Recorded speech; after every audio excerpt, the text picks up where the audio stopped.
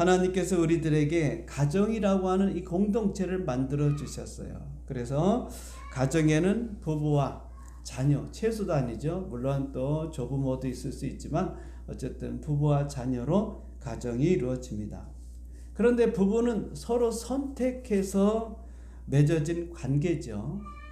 서로가 쌍방이 선택했기 때문에 부부가 된 것이지만 부모와 자식은요, 하나님께서 일방적으로 맺어주신 거예요. 우리 부모가 너무 좋다. 내가 선택한 게 아닙니다. 우리 부모가 너무 내 마음에 안 들어. 그런데 내가 그분의 자녀가 됐어. 내가 선택한 게 아니죠. 하나님께서 부모를 통해서 우리 이 땅에 보내주셨어요.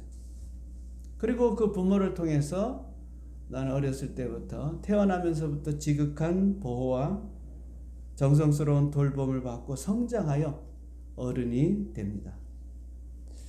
부부의 사랑은 조건적이죠.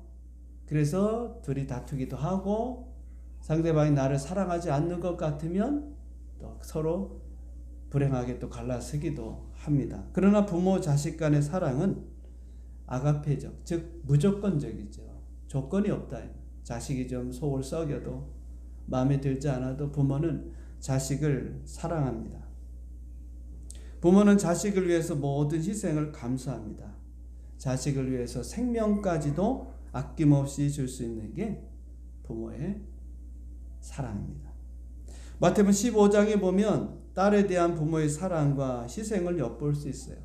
거기 보면 가나안 여인에게 딸이 하나 있었는데 이 딸이 흉악한 귀신에 들렸습니다. 귀신에 들리니까 온전해질 수가 없죠. 행동이나 이런 것들이 사람들에게 혐오감을 주고 두려움을 주고, 그래서 그 딸의 병을 고치게 해서 백방으로 노력했어요. 어떻게 하면 귀신을 쫓아낼 수 있는가. 그런데 노력했지만 헛수고 아무것도 해결된 게 없었어요. 그러다가 예수님에 대한 소문을 듣게 됩니다. 예수님께로 가면 병이 다 낫는다. 그래서 이 어머니는요, 이 가나안 여인은 예수님을 찾아가서 도움을 청하게 됩니다. 예수님께 부르짖기를 주 다윗의 자손이여 나를 불쌍히 여기소서. 내 딸이 흉악한 귀신에 들려 고통을 당하고 있습니다. 내 딸을 예수님 고쳐주십시오. 간절한 마음으로 예수님께 도움을 청했어요. 그런데 예수님께 이렇게 도움을 청해도 우리 예수님께서 들은 척도 하지 않고 외면하셨습니다. 그럼에도 불구하고 이 여인은 예수님을 따라가면서 계속해서 도움을 요청합니다. 예수님, 내 딸을 고쳐주십시오. 자, 그러자 예수님께서 여인에게 이렇게 한 말씀합니다. 나는 이스라엘 집에 잃어버린 양 외에 다른 데로 보냄을 받지 않았다. 즉 예수님은 이스라엘 사람 외에, 유대인들 외에 이방인들에게는 도움을 줄 수 없다는 것이죠. 그 말을 들은 이 여자는요, 포기하지 않고 예수님이 그렇게 말씀하던 그것에 마음을 두지 않고 예수님 발 앞에 엎드려서 도움을 청했습니다. 예수님, 저를 좀 도와주십시오. 우리 딸이 흉악한 귀신에 들렸는데 예수님 좀 고쳐주십시오. 예수님께서 그 말을 듣고 또 이런 말씀합니다. 마태복음 15장 26절에 보면 자녀의 떡을 취하여 개들에게 던짐이 마땅치 않다. 한마디로 얘기하면 이 여자는요, 가나안 여인인데, 즉 유대인 출신 여인이 아니라 이방인이에요. 그 당시 이방인들은요, 유대인들로부터 개 취급을 받는 때입니다. 즉 개처럼 지금 무시를 당하는 거예요. 물론 예수님이 이 여인을 그렇게 취급하는 건 아닙니다. 그 여인의 뭐요? 믿음을 보기 위해서. 네가 이렇게 개 취급 받아도 끝까지 내게 와서 도움을 청할 것인가. 그걸 주님이 보시기 원했던 것이지 이 여인을 진짜 개 취급한 것은 아닙니다. 어쨌든 여인은 알 길 없지만 예수님께서 자신을 개 취급하는 그 상황에서도 이 여인은 물러서지 않았어요. 자존심이 상하고 그 말을 들었을 때 화가 났지만 딸을 위해서 모든 것을 감수할 그런 각오가 되어 있었던 것이죠. 딸의 병을 고치기 위한 고칠 수만 있다면 내가 뭐 개 취급받든지 그 이상 또 무시를 당하든지 그게 중요한 게 아니죠. 그렇기 때문에 예수님 말씀을 듣고도 이 여인은 포기하지 않고 다음같이 얘기합니다. 마태복음 15장 27절에 보면 주여 올소이다만 맞습니다. 개들도 제 주인의 상에서 떨어지는 부스러기를 먹나이다. 예수님 그래요. 저를 개 취급해도 좋습니다. 그렇지만 개들도 주인으로부터 그 찌꺼기를 얻어먹지 않습니까? 저에게도 찌꺼기 같은 그런 은혜를 베풀어 주셔서 우리 딸을 좀 고쳐주십시오. 그제서 예수님께서 그 여인의 말을 듣고 마태복음 15장 28절에 보면 여자여 내 믿음이 크도다. 할렐루야. 내 소원대로 되리라. 그때부터 그의 딸이 나았다. 할렐루야. 예수님께서 고쳤어요. 그러니까 여러분 이 부모의 마음이 이 부모가 오직 딸의 병을 고치기 위해서 자기의 모든 자존심도 버리고 자신을 무시하고 비난해도 그것을 다 감수한 거예요. 다 포기한 거예요. 왜? 딸을 위해서. 이게 바로 자식을 향한 부모의 사랑이고 희생이다. 이렇게 말할 수 있습니다. 오늘 부모가 된 모든 분들에게 한결같은 마음이죠. 우리 부모들 다 자녀를 낳아보고 길러보셨지만 이 자녀를 위해서 우리가 어떻게 해야 될까? 희생할 수밖에 없고 사랑을 아낌없이 줄 수밖에 없습니다. 그렇기 때문에 자녀된 우리 모든 사람들은요, 부모의 사랑과 은혜를 기억해야 합니다. 그리고 바울의 오늘 말씀대로 부모의 말씀에 순종하고 공경하는 자가 되어야 될 줄 믿습니다. 첫 번째로 자녀는요, 부모에게 순종하고 공경하는 것이 옳다 그랬어요. 자, 1절에 오늘 말씀에 보면은요, 자녀들아 주 안에서 너희 부모에게 무엇하라? 순종하라. 이것이 옳다. 이것이 옳다. 바꿔 얘기하면은요, 이게 옳다 이 말은요, 이게 선이다. 우리가 세상에 나가서 어려운 자들, 힘든 자들, 가난한 자들 돕는 것도 선이지만 여러분 하나님 말씀 안에서 부모님에게 순종하고 부모님을 경외하고 부모님 말씀을 따르는 이게 선이라. 이게 선. 세상적인 선은 베풀면서 우리 부모님에 대해서 선하지 못한 것은 옳지 않죠. 하나님께서는 말씀에 순종하는 자들을 귀히 여긴다 그랬어요. 부모도 마찬가지입니다. 자녀가 여럿이 있는데 그 자녀들 중에서 부모님의 말씀을 잘 듣는 자녀들을 아무래도 부모는 귀히 여기게 돼 있습니다. 자녀가 부모에게 순종하는 것은 사회적 전통이고 관습이고 의무입니다. 따라서 자녀는 부모에게 순종해야 될 줄 믿습니다.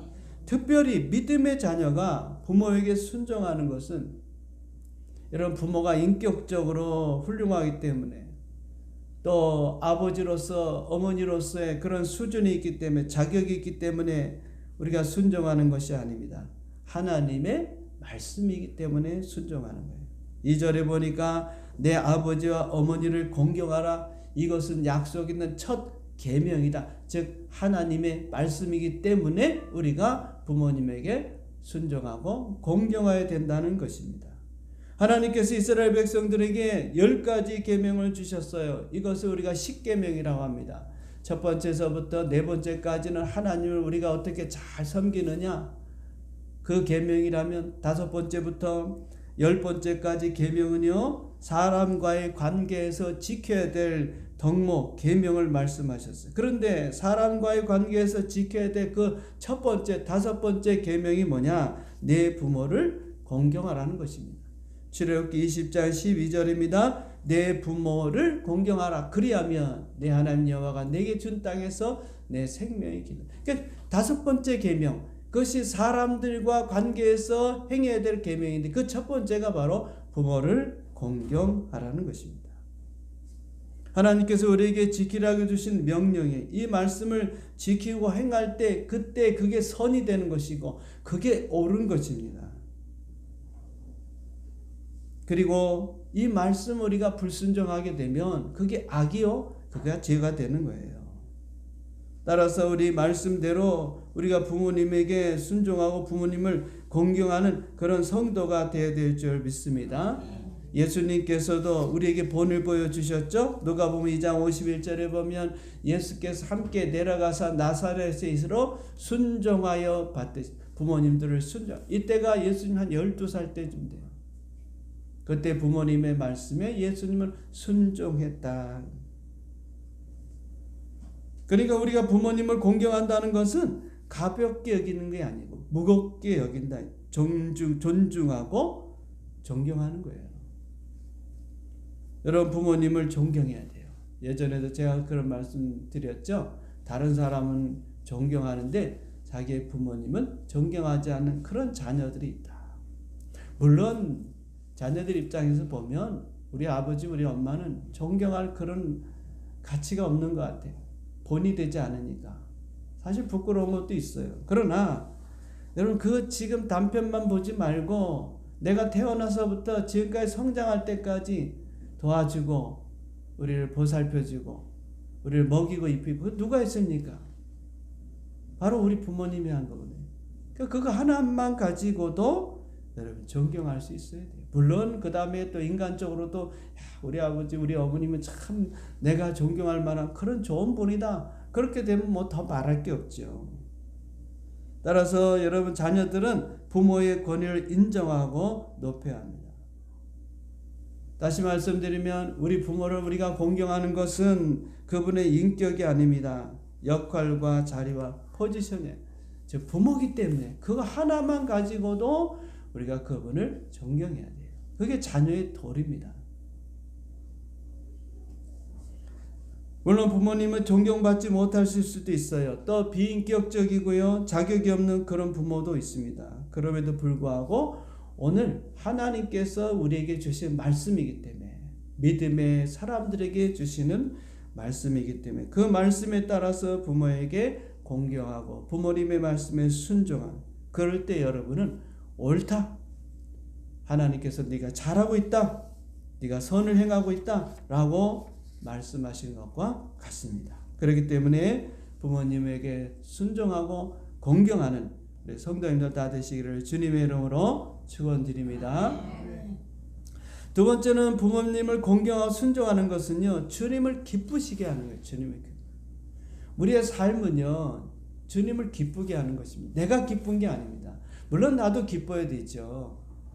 우리가 하나님의 의를 그죠? 먼저 그의 나라와 그의 의를 구하라 할 때 그 의가 뭐냐면 하나님의 뜻이라 그랬죠. 어떻게 하면 우리가 하나님을 기쁘시게 할까? 여러분 이걸 잊지 말아야 돼요. 내가 기쁜 게 중요한 게 아닙니다. 우선적으로는 하나님을 어떻게 내가 기쁘시게 할까? 그게 우리의 삶의 초점이 돼야 돼요. 내 삶에 있어서 내가 직장생활하고 가정생활하고 내가 살아가면서 내가 기쁜 것에 여러분 비중을 두면 본질을 잃어버리는 거예요. 여러분 하나님이 기뻐할 수 있는 거. 그런데 오늘 보니까 부모를 공경하고 부모님의 말씀에 순종할 때 우리 주님이 기뻐하신다. 골로새서 3장 20절에 보면 자녀들아 모든 일에 부모에게 순종하라. 이는 주 안에서 기쁘게 하는 것이냐. 우리 하나님이 기뻐하신다. 우리가 부모님에게 순종하고 부모님을 공경할 때 그때 우리 주님이 우리 하나님이 기뻐하신다. 이게 우리가 하나님을 기쁘게 하는 것입니다. 그렇기 때문에 여러분 우리가 이 말씀대로 순종하기를 주님의 이름으로 축원드립니다. 예수님은 우리가 하나님의 질서대로 사는 것을 기뻐하세요. 아담의 범죄 이후에 모든 질서가 다 깨어졌습니다. 특별히 가정의 질서가 깨어졌어요. 남편과 아내의 질서가 깨어졌습니다. 부모와 자식 간의 질서가 깨어졌어요. 뿐만 아니라 그것이 더 가속되고 지금은 말세에 우리가 살고 있는데 말세에 나타나는 현상 중에 하나가 부모님의 말씀을 거역하는 거라 그랬습니다.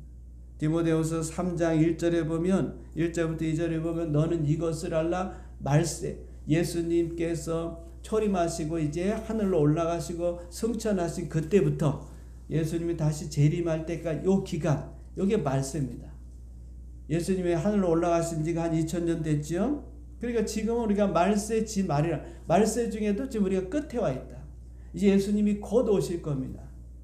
예수님께서 이제 구름 타고 재림하시게 되는데 이 말세 이때가 어떤 때냐? 고통하는 때다. 그런데 거기 보면 2절에 보니까 사람들이 자기를 사랑하고 돈을 사랑하고 자랑하고 교만하고 비방하는데 오늘 우리 주제 말씀처럼 부모를 거역하면 그러니까 이 부모를 거역하고 부모님의 말씀을 듣지 않고 부모님을 대적하고 부모님을 미워하고 그런 시대가 오늘 우리가 살고 있는 지금이란 지금. 그런데 예수님께서 오셔서 십자가에서 몸짓기고 피 흘려 죽음으로써 우리를 구원하신 이유는 이 무너진 가정의 질서를 회복하기 위함이에요. 따라서 우리 예수 믿는 성도들은요, 특별히 믿음의 자녀들은 가정에서 부모를 공경하고 존경하고 순종하고 부모님을 기쁘시게 하는 그런 성도가 되어야 될 줄 믿습니다. 그럴 때 우리 주님께서 기뻐하신다. 가정의 회복은요, 믿는 자들을 통해서 이루어지는 거예요. 우리가 믿기 때문에, 예수님을 믿기 때문에 이 말씀에 우리가 순종하는 거예요. 앞에서도 말씀을 드렸지만 부모님을 마음으로부터 순종하고 공경할 때 주님이 기뻐하실 것입니다. 그렇게 될 때 온전한 가정이 이루어지고 행복한 가정이 이루어지는 거예요.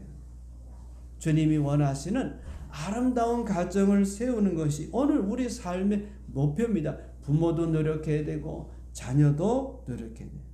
가정이 회복될 때 주님의 뜻이 이루어지는 것이기 때문에 주님이 기뻐하시는 거예요. 자, 그런데 이렇게 되려고 하면 여러분 우리의 노력이나 의지만 갖고 되는 게 아닙니다. 물론 앞서도 얘기했지만은 부모님들이 참 존경할 만하고 인격적이고 자녀들한테 잘하고 하는 그런 분도 있겠지만 대다수 저 자신도 보면 부끄러울 때가 많이 있어요. 부모로서 자녀들한테 잘하기보단 못할 때가 더 많습니다. 그래서 사도 바울은요, 그런 믿음의 자녀들에게 이렇게 말하는 것입니다. 너희가 성령으로 충만함을 받으라. 에베소서 5장 18절 술 취하지 말아 있는 방탕한 것은 오직 성령으로 충만함을 받아. 우리가 여러분 성령으로 충만함을 받아야 돼요. 할렐루야. 네.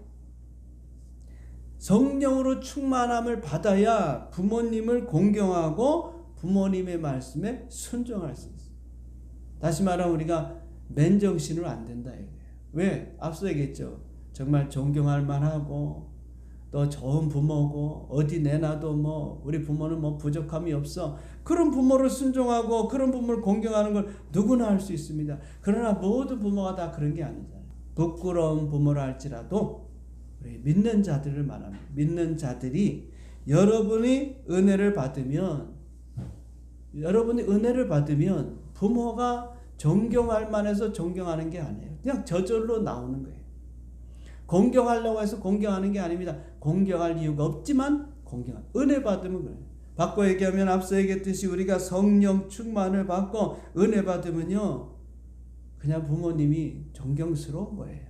내가 자녀로서 부모를 존경하고 공경하려고 하면 노력해갖고 되는 게 아니라요. 사람의 모습이 보이는 거죠.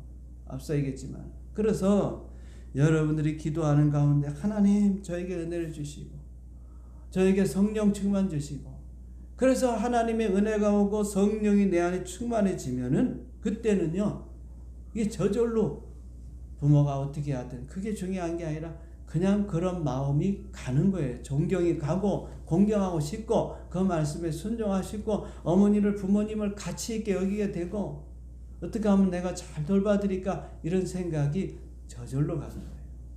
그러니까 여러분들이 하나님의 은혜, 성령의 충만함을 받아보지 못했으니까 그 마음을 모를 수 있어요. 한번 받으셔야 돼요. 그렇기 때문에 하나님의 은혜를 내가 받았느냐 안 받았느냐는요, 자녀로서 부모를 만났을 때 그냥 부모님이 좋아.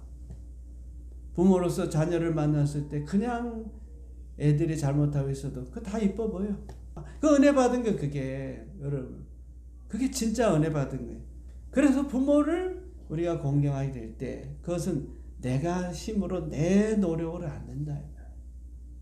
하나님의 은혜가 다 들어오면요, 이게 다 이뻐 보이고 다 불쌍해 보이고 다 긍휼히 여기시고 그렇게 돼 있는 겁니다. 그래서 우리가 은혜를 받아야 돼. 네? 내가 원하는 것에 감동받고 그게 아니라 정말 은혜를 받아요. 은혜를 받으면요, 자식은 부모에게 순종하고 공경하고 존경하게 돼 있어요. 그렇게 될 때 우리 주님께서는 어떻게 하신다? 기뻐하신다. 할렐루야. 자, 마지막입니다. 세 번째, 부모님을 공경할 때 약속 있는 계명으로 보상이 따른다 그랬어요. 2절에 보겠습니다. 오늘 말씀 2절에 보면 내 아버지와 어머니를 공경하라. 이것은 약속 있는 첫 계명. 약속 있습니다. 약속. 하나님이 약속을 주셨어요. 다른 계명보다도 이 5째 계명, 10가지 계명 중에서 물론 우리가 하나님을 잘 섬김으로 또 복받는 그런 약속도 있지만 이 5째에서 10째까지 계명 중에서 부모님을 공경할 때 하나님이 약속을 주셨습니다. 어떤 약속이냐? 복을 주시겠다. 출애굽기 20장 12절 내 부모를 공경하라. 그리하면 내 하나님 여호와가 내게 준 땅에서 내 생명이 길리라. 아멘. 이스라엘 백성들에게 주신 말씀이에요. 그러니까 뭐예요? 내게 준 땅이 뭡니까? 가나안 땅. 그 가나안 땅에 들어가서 내 생명이 길 것이다. 그러니까 물론 장수한다 이런 의미도 있지만 하나님의 복을 네가 계속해서 받는다. 여러분 오늘 여러분 장수하셔야 돼요. 장수한다는 게 골골하면서 아프면서 뭐 그렇다 치더라도 애들이 속을 새기고 문제가 많고 어려움이 많고 그렇게 해서 여러분 장수하면 그건 복이 아닙니다. 그렇죠? 매일 애들이 전화 오네. 엄마 이렇다, 아빠 이래요, 뭐 힘들어 죽겠어요. 아이고, 그러면 여러분 뭐라 합니까? 내가 너무 오래 살았구나 그러잖아요. 그런데 좋은 소식만 오는 거예요. 좋은 소식. 또 본인도 몸이 또 건강한 거예요. 물론 뭐 청춘처럼 뛰어다니 그건 아니지만은 온 몸이 그래도 특별히 아픈 것 없이 그렇게 해서 90세, 100세까지 사시는 분도 있어요. 그 복이 임한다 이 말이에요. 신명기 5장 16절에 보면 너는 네 하나님 여호와께서 명령한 대로 말씀대로 내 부모를 공경하라. 그리하면 내 하나님 여호와께서 내게 준 땅에서 내 생명이 길고 복을 뭐한다? 누린다. 할렐루야. 복을 누린다는 거예요. 복을 받는다. 그러지 않고 복을 받기도 하지만요. 그 복을 누려야 돼요. 여러분들 많은 사람들은 복만 받으려고 해요. 그런데 복만 받고 거기서 끝나는 거예요. 그러면 안 됩니다. 복을 계속 받아야 된다. 또 받고 또 받고 또 받고 누리는 거예요. 누리는 거 우리 삶이. 그러니까 오늘 3절에 그 에베소 6장 3절에 보니까 뭐라 했습니까? 내가 잘 되고 땅에서 장수하리니. 그러니까 잘 돼야 되는데 잘 돼. 여러분이 잘 돼야 될 거 아닙니까? 그래 앞서 되겠지만 장수하는 게 오래 사는데 안 되면서 오래 사는 거예요. 온몸이 아파 쑤시고 매일 약 먹고 골골하고 그게 어떻게 복이겠습니까? 또 앞서 되겠지만은 하는 일마다 안 되고 자녀들한테 연락 오면 안 된다 그러고 얼마나 속상합니까 여러분? 그게 무슨 축복이에요? 내가 잘 되면 제가 잘 되었죠. 먼저 내가 잘 돼야 돼요 여러분. 내가 잘 되면 내 자녀들도 잘 되는 것입니다. 부모가 잘 돼야 자식도 잘 되는 거예요. 그리고 이제 땅에서 장수 앞에 얘기했죠. 복을 누리면서 우리가 오래오래 사는 겁니다. 그 얼마나 축복이겠습니까 여러분. 이게 여러분 부모를 공경하는 자에게 주시는 복이에요. 요한사도서 1장 2절에 보면 사랑하는 자여 내 영혼이 잘됨 같이 내가 범사에 잘되고 강건하기를 내가 강건. 그러니까 영혼이 잘된다 이 말은 부모 즉 하나님 말씀인 그 말씀에 순종하고 그 말씀에 선행하고 옳은 일을 행하면 내가 범사에 잘되고 건강하게 살게 될 것이다 이 말이에요. 이게 하나님의 축복의 말씀이고 약속의 말씀이에요. 이렇게 하면서 우리가 이 땅에 살아가면서 성공적인 삶을 사고 행복한 삶을 여기 잘 된다는 것은 번영, 형통을 말하는 것입니다. 하나님이 요셉과 함께 하심으로 요셉은 형통한 자가 되었다. 잘 된다는 자. 여러분 오늘 우리도 마찬가지입니다. 여러분. 우리가 부모를 잘 공경하고 부모님의 말씀에 순종하고 그러려고 하면 어떻게 하라 그랬어요? 하나님의 은혜를 받고 성령님 충만히 받고 그래야 여러분의 부모를 공경하게 되고 그러므로 인해서 우리가 어떻게 해요? 복을 받게 되는 거예요. 계속적으로 우리가 복을 누리면서 살아가게 되는 것입니다. 안타깝게도 우리 부모님을 이제 먼저 보낸 분들은 우리가 부모님을 잘 모시지 못한 것은 회개하고 그 다음에 영적으로 하나님을 잘 섬기면 하나님께서 복을 주실 것입니다. 그러므로 어버이 주일을 맞이해서 우리 모든 우리 자녀들이 부모님을 잘 공경함으로 인해서 하나님이 약속하신 그 축복을 그 복을 누리면서 사는 여러분 모두가 되기를 주님의 이름으로 축원드립니다. 아멘.